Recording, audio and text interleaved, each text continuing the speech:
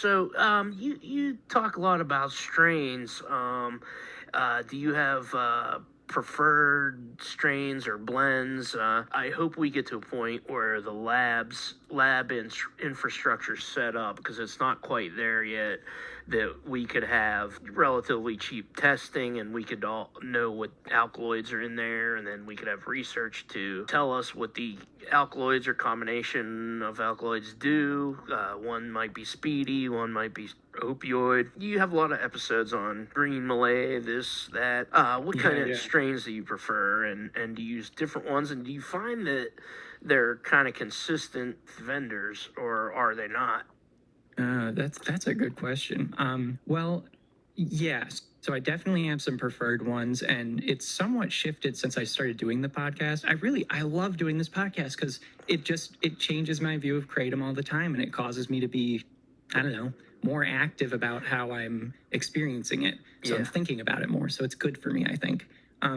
I think that one constant throughout the whole time is that I've definitely really enjoyed white Indo, and that one is probably my go-to every day. And I usually, I don't take Kratom every day, but it's a pretty useful tool I use quite often, at least a few times a week. I'll take it, maybe like around 1 o'clock when I'm midway through work and I still have a lot to do, and it's like starting on the second half of the day. It's like a huge boost of energy for me, and it just syncs really well with my body. And then, but also, so I was really into whites when I started the podcast, but I kind of discovered the power of greens while I've been doing it. So now I'm all about green Mang Da in the morning. It starts off my day with just this nice, smooth building energy. And it's like white Indo is a punch of energy for me, but green Mang Da like builds over time. And that's exactly what I need in the morning, rather than having like a punch of energy and then like, oh, I'll do it again in 2 hours, maybe, or 3.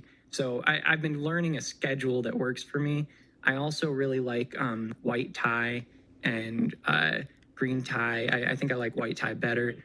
I do like red Thai though. I'm not about the reds too much, but I love red Thai.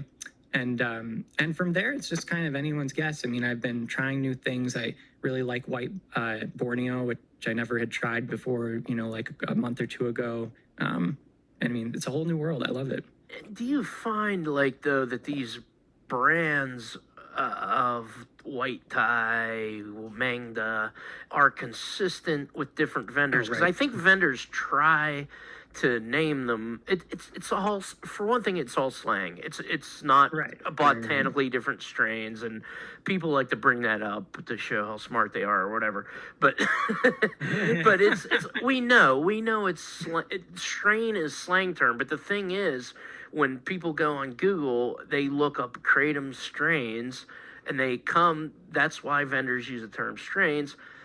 Hopefully we could evolve out of that and say blends or whatever. But do you find like some of the, like a Mangda might be the same from one vendor to the other, a red or a green or a white might be kind of consistent? Yeah, no, it's a great question. I forgot that was the second part of your question. That's something that I've been starting to really pay attention to.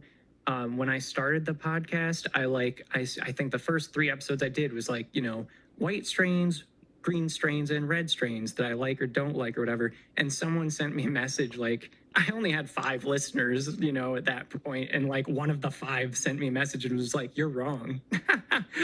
It's like, you don't use the word aren't really strains. They were actually. They're like, use the word variety. And I was like, okay. So I've been saying varieties ever since. Yeah. And I think it's good.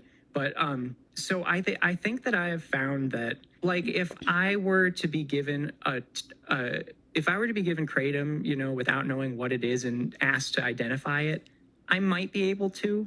But it would have to, like, if I was given white Indo, I would know. Just because I've had white Indo and I've had it from a few different sources, and that one, more or less, I have found has been similar. But when it comes to Mang Da, it's like the biggest up in the air I've ever seen. Like, I've never had one consistent Mang Da product in my life. and that's definitely true for most of the others, but one or two I think that I have found has been similar. I was looking into like gold Kratom the other day, and I did an episode on that, and like was just looking up gold kratom as I was doing the episode, which usually I do my research before, but I kind of wanted to do like a interactive, hey, while you're listening to this podcast, I'm going to be looking this up and see what we find. And it was like one website said gold is red kratom that is dried this way, and then it's blended with green. And then someone else was like, no, it's not that. Although a lot of people will say this, it's that. And there's like 3 different conflicting websites. And then the last website was great because it was like, what's gold kratom? I don't know. Nobody knows. It's whatever people make it to be. It's just green and red. It really whatever is. from there is good. Yeah.